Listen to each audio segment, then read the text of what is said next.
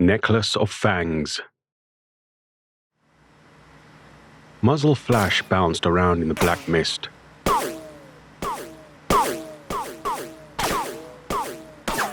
A projectile ripped through, heading towards me. Slam, it disintegrated the second it hit the porch, as if an invisible force field stopped it dead. I watched a hunter, camouflaged with an assault rifle, bob and weave, dodging mist tentacles, run at the house. Bergen on back, he kept moving with the tenacity of a soldier. He halted at the first step of the porch. "Permission to approach," Hunter said. "Granted," I said. Neil Compton stepped on the porch. Mortimer watched him from the entrance of the house. "Lounge is to the left. Please take a seat," I said. Mortimer turned and walked into the lounge, followed by Neil Compton. I glanced back at the black mist. It rolled and tumbled, a huge ocean, ever present. I entered the lounge to find Neil sat on the armchair with his Bergen and rifle next to him. Mortimer watched him from his usual spot on the rug near the fireplace. I sat down. Neil opened his Bergen and pulled out a small tin box and placed it on the table beside him. That's when I saw rips in his army jacket that covered his right shoulder. Neil carefully opened the tin box. "Take a look at this," he said. His teeth formed a grin. Inside the tin box were several sharp fangs stained with dry blood. Some were 3 inches long. Others appeared as tiny fangs, smaller, less robust. "You hunted these?" "Sure did. Whole family of Dogmen." Neil noticed my looking at the rips on his right shoulder. "Wasn't without a price. It was worth it, after what they did to my pa." He massaged his right shoulder. "Pa used to take me into those woods since I was knee-high. His pa used to take him. Have you tasted elk meat?" Neil looked at me. "It's tasty. We didn't get any that day, so we were going to stop off at Laurie's Diner for a couple of cheeseburgers." That sounded good to me. I was starving, so I sped up towards the car. My father strode to me and put his hand on my shoulder and crouched down. I stopped and turned around to face him. "Do you see it, son?" he said. I looked past my pa's shoulder. Just beyond the trees, there was a coyote pup sniffing the air around a bush. I got my gun ready. My father shook his head. "Remember what I taught you?" he said. "Yes, sir. We only kill to eat or defend," I said. He nodded. He took my hand and led me away from the coyote. I kept looking at it.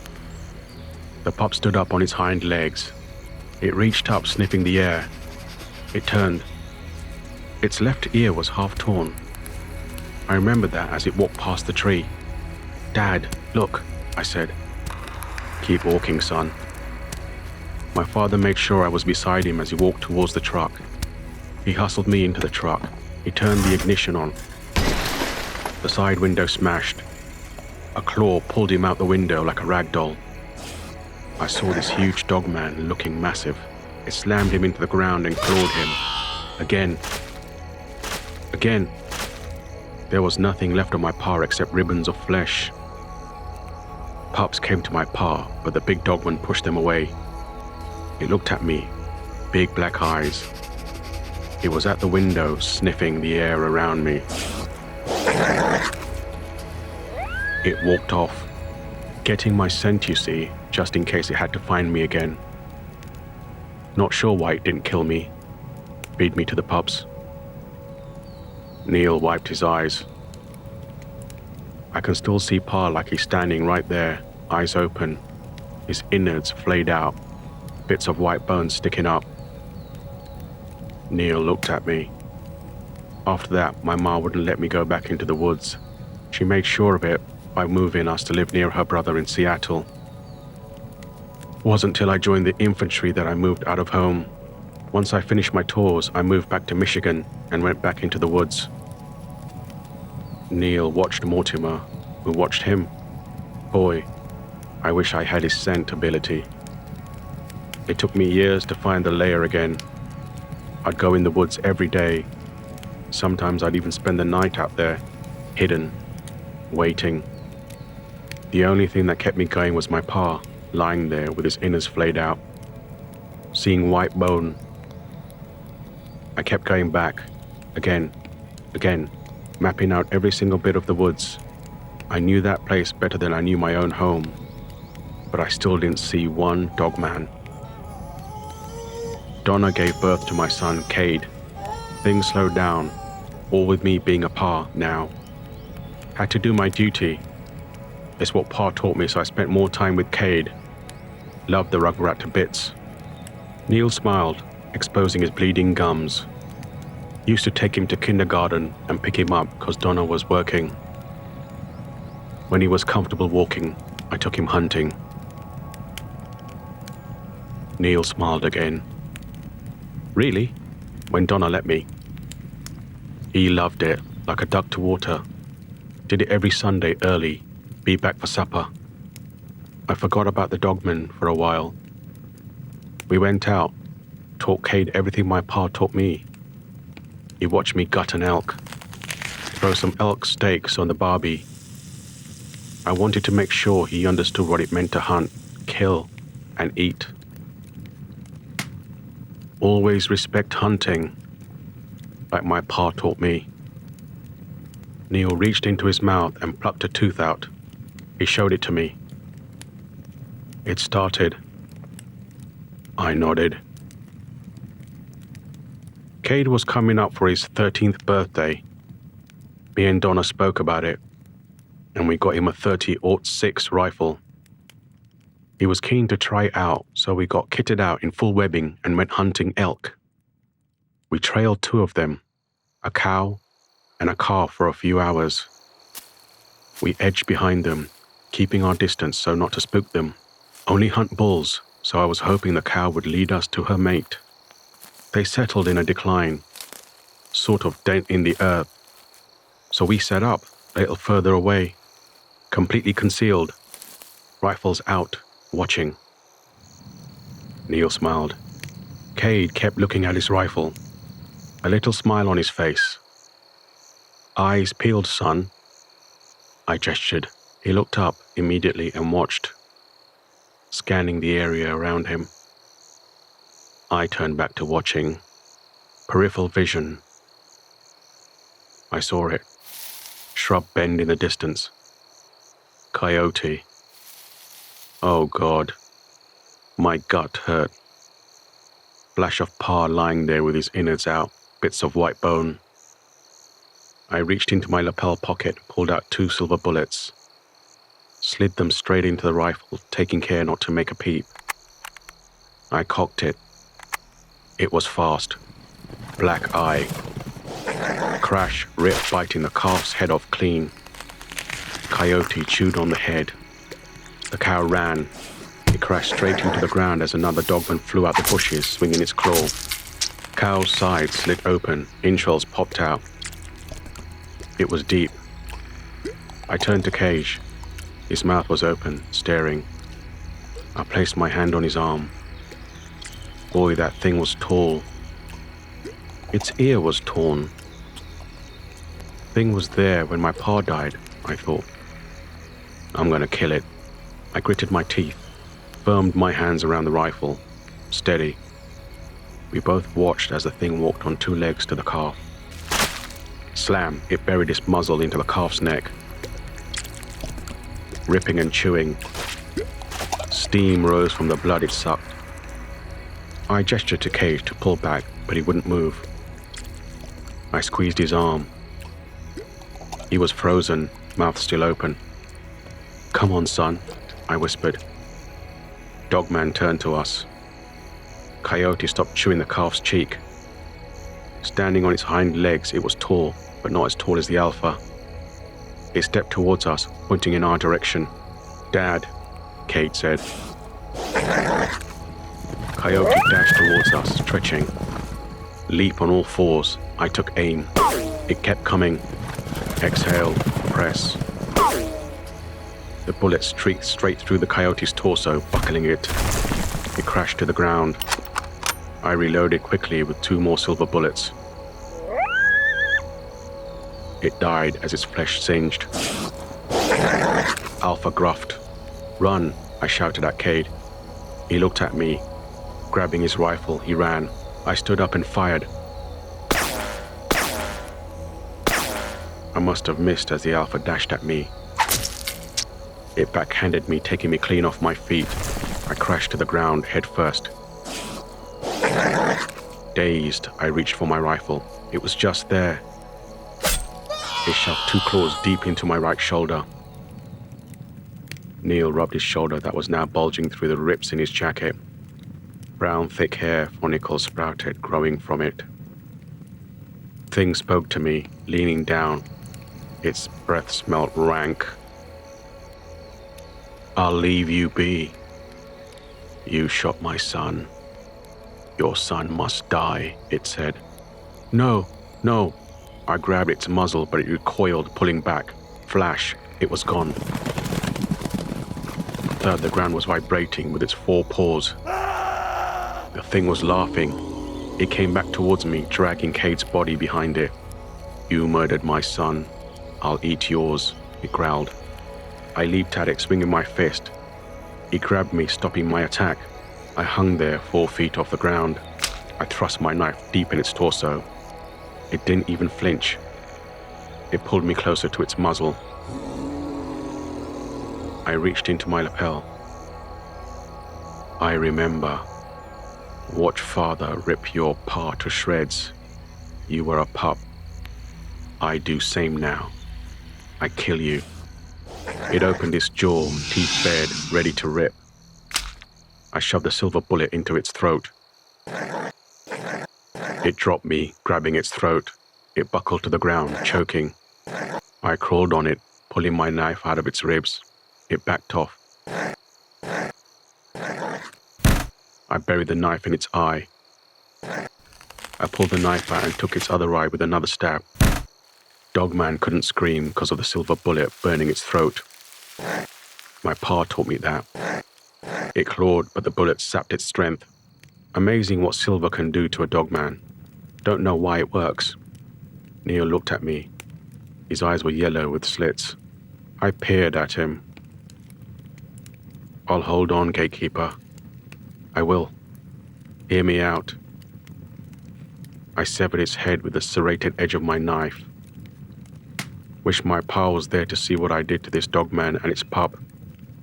It hurt. And I'm glad it did. Tears came out. I don't know why. Came out like a dam burst or something. I leaned back, crying, exhaling. I saw Cage lying there, my 13-year-old son, dead. It lit a fire in my gut. I got up stronger. Something flipped in me. I inhaled. I could smell them now. I went back to my car and got some more silver bullets from my rifle case. They singed as I loaded my rifle. My fingers still burn now. Neil looked at his right hand. Claws protruded from singed fingertips. Sniffing the air, I tracked the scent back to the lair, a hollow tree that concealed a den beneath the woods. Neil gritted his teeth. They didn't stand a chance. Military training kicked in. I dispatched 2 grown males, a female and 3 pups efficiently. Then I got working with my knife. He killed my family, so I killed his. Neil growled. His limbs lengthened. His face elongated into a coyote's muzzle. He bared his teeth. "Cage," I said. Neil looked at me. His yellow eyes with slits blinked. "Cage," he said. "Cage is dead. You're next." He leapt, claws extended to slice me. I swung my cane. Clean hit on his jaw, thrusting it 90 degrees. Dogman hit the floor in a pile. Mortimer was on him, his giant paws pinning the dogman's shoulders to the floor. "How quickly you forgot your son," I said. I crouched down to look at the dogman in his eyes. "Guess you didn't learn what your pa was trying to teach you."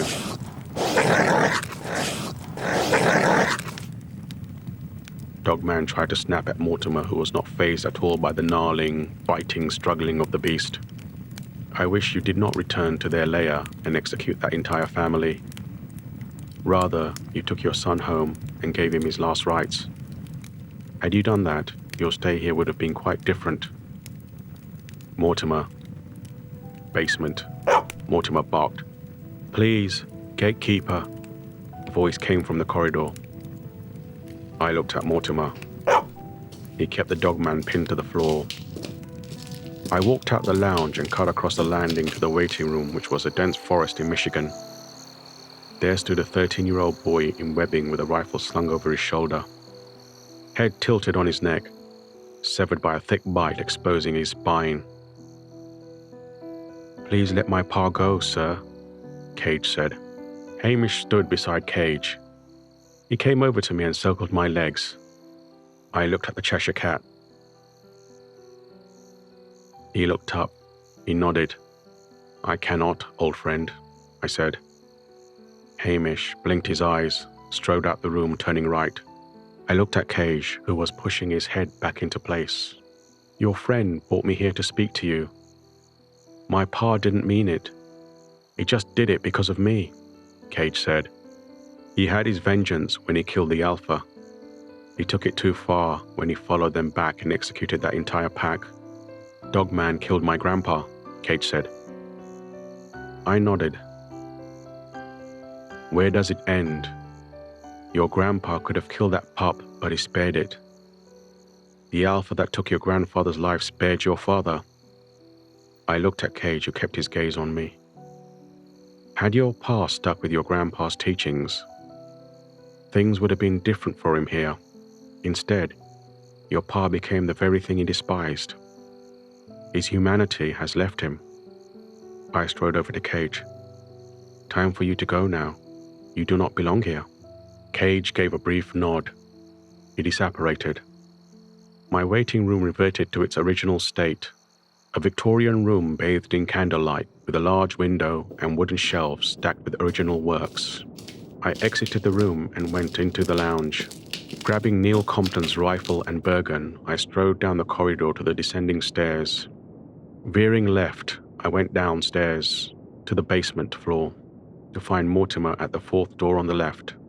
His giant paws still pinned Dogman's shoulders to the carpet. I strode to the door and opened it to reveal a deep green forest. Bullets cut through the air, followed by hot muzzle flashes. An animalistic voice echoed inside. Paws thudded on the forest bed. I tossed the Bergen and rifle in. Mortimer got off Dogman, who stood up to 7 feet tall. He looked at the forest. The animalistic voice echoed inside again. Dogman searched for it inside. He darted in, disappearing beyond the trees. I closed the door. Mortimer and I strode upstairs and returned to the lounge. Mortimer circled his rug and sat down. Face on paws, he closed his eyes. I sat in my armchair. Where does it end? I often wondered. Some say hatred is in the blood, and it sparks on with each generation. I would agree with that assessment. I mean, take your pick of examples found in history. But change is also in the blood. As humanity does change, history proves this too. Change takes patience, a willingness not to react impulsively, even at a deep, deep cost. It is slow and painful, but it does occur. I do not see this cycle ending anytime soon, so I sit back and deal with it as it comes. I do not have a solution yet, but I will think on it. Good night for now. See you next Sunday at 11. Stay safe. Godspeed.